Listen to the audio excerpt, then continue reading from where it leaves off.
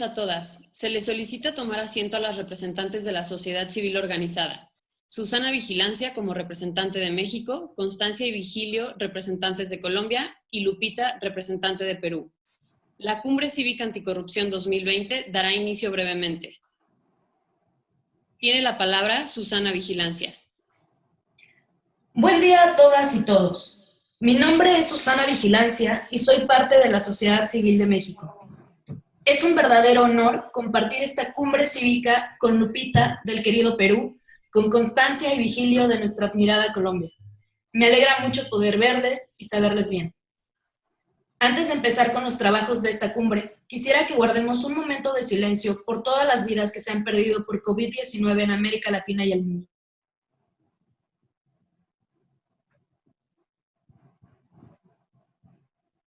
Gracias. Nos hemos reunido hoy aquí para analizar lo ocurrido en las pasadas 25 semanas y para prepararnos, como sociedad civil, para enfrentar mejor el futuro.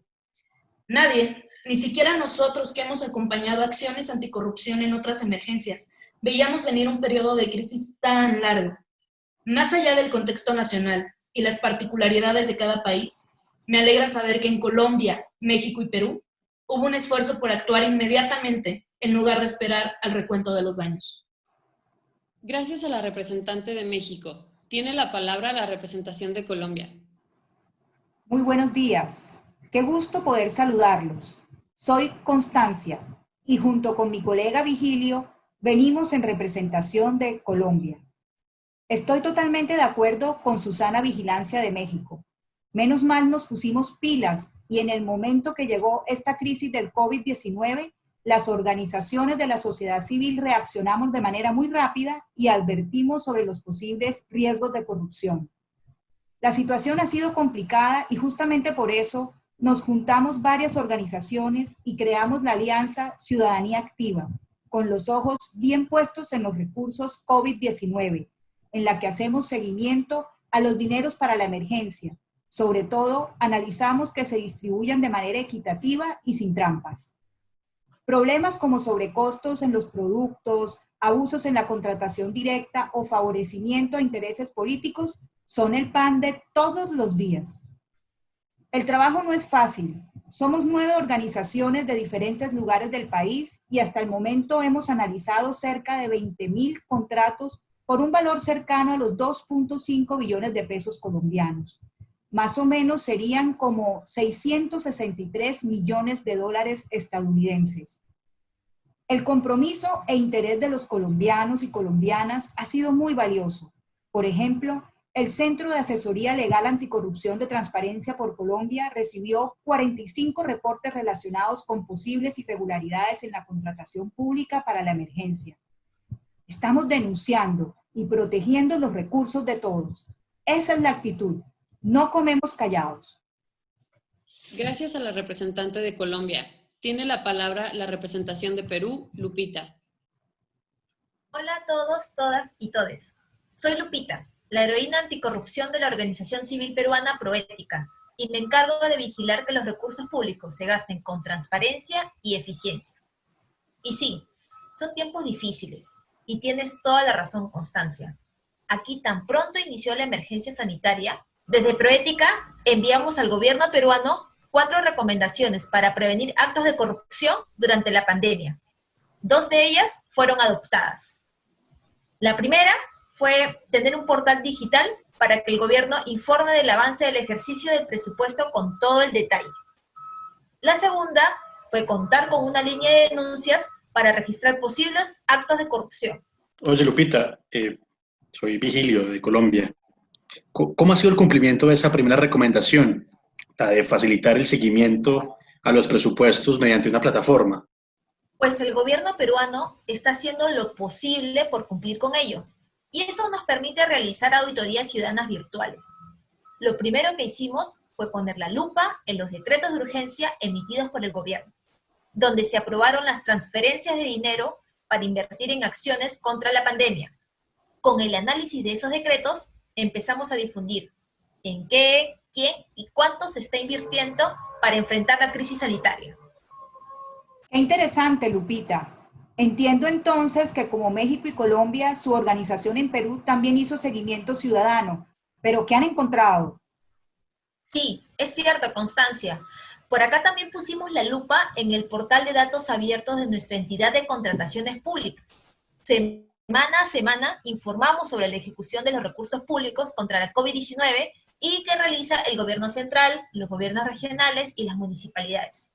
Hasta la fecha, la inversión asciende a los 21.000 millones de soles, que equivalen más o menos a 6.000 millones de dólares.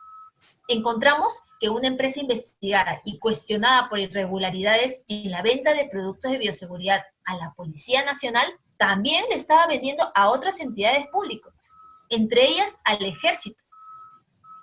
Pero ya saben, con tantos contratos necesitábamos más manos y lupas. Afortunadamente, junto con equipos de veedurías ciudadanas de distintas ciudades del país, pudimos observar las compras que realizaron las municipalidades, como los alimentos para las familias más necesitadas y los equipos de seguridad sanitaria para sus trabajadores. Uf, qué importante es trabajar en los niveles nacional, subnacional y local. Permítanme compartir un reto adicional con ustedes. Dar seguimiento a lo que están haciendo otros poderes del Estado. Incluso antes de que se hiciera la declaratoria de emergencia por COVID-19 en México, Tojil y Transparencia Mexicana instalamos el mecanismo de seguimiento a la emergencia y sus consecuencias económicas y sociales. Por su importancia para vigilar los recursos públicos y también para el acceso a la justicia, en México decidimos desplegar un esfuerzo para seguir de cerca las acciones, decisiones y recursos de los tres poderes a nivel federal y para cada uno de los 32 estados. ¿Y cómo así? ¿A los tres poderes? No es común que el legislativo y el judicial con las cortes sean observados durante periodos de emergencia. Sí, así como lo oyes. Con nuestros 34 órganos legislativos fuimos claros. Queremos legisladores que nos representan de verdad y que fiscalicen a los ejecutivos.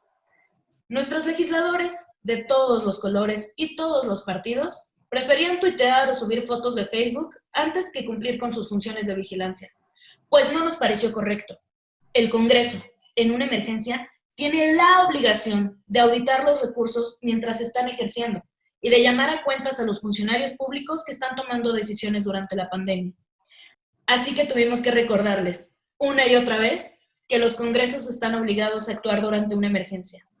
Imagínense, hasta con el auditor superior de la Federación tuvimos que hablar para solicitar auditorías en tiempo real.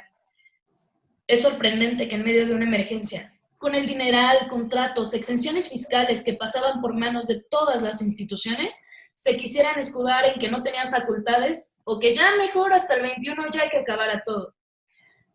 No les diré que fueron los momentos más cómodos para ninguno de nosotros, pero es necesario hablarnos de frente y con claridad si queremos que las cosas se hagan diferente.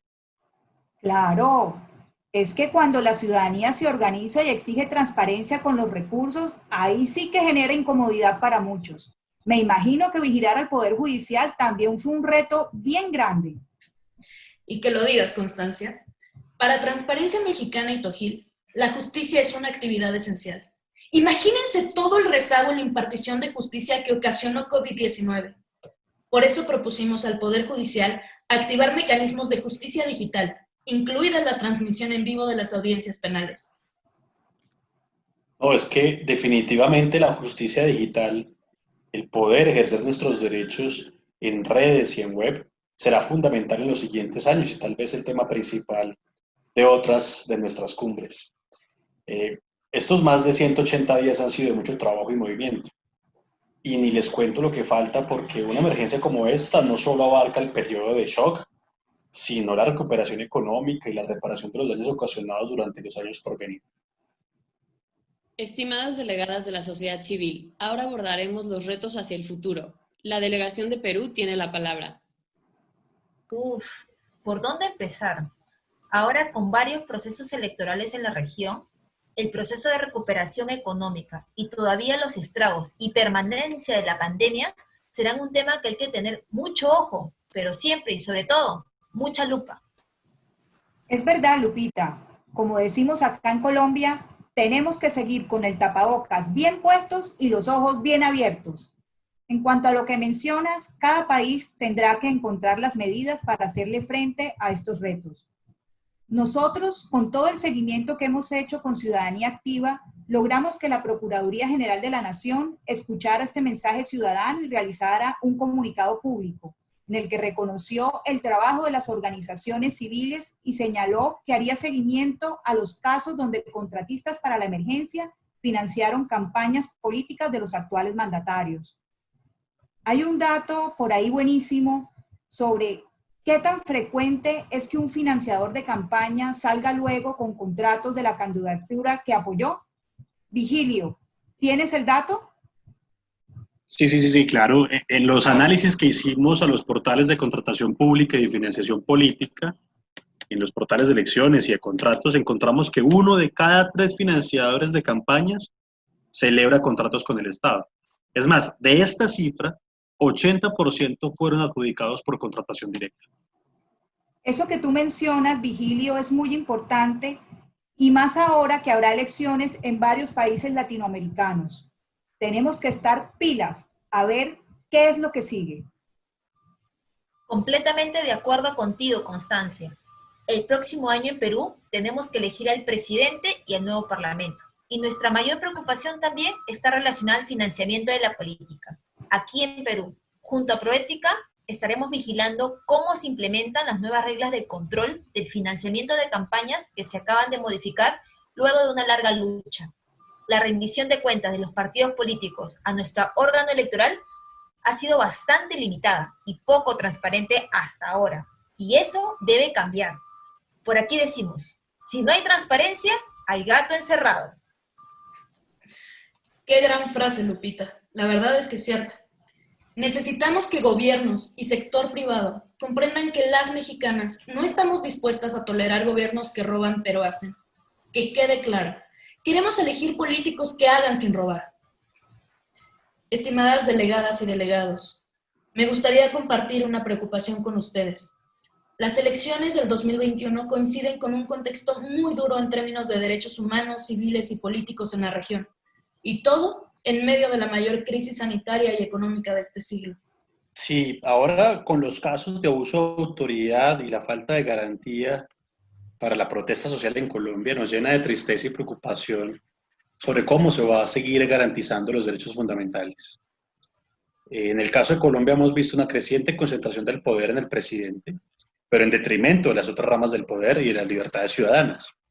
Si bien en nuestro diseño institucional es así, el poder del presidente ha aumentado en forma preocupante en meses recientes. Con el estado de excepción de emergencia, el poder ejecutivo se convirtió en legislador transitorio. Eso lo permite nuestra ley.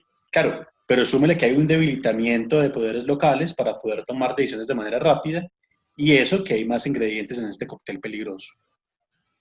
La verdad, estamos bastante preocupados por el futuro. Las cifras no son alentadoras para la recuperación económica ni aquí ni en ningún lado.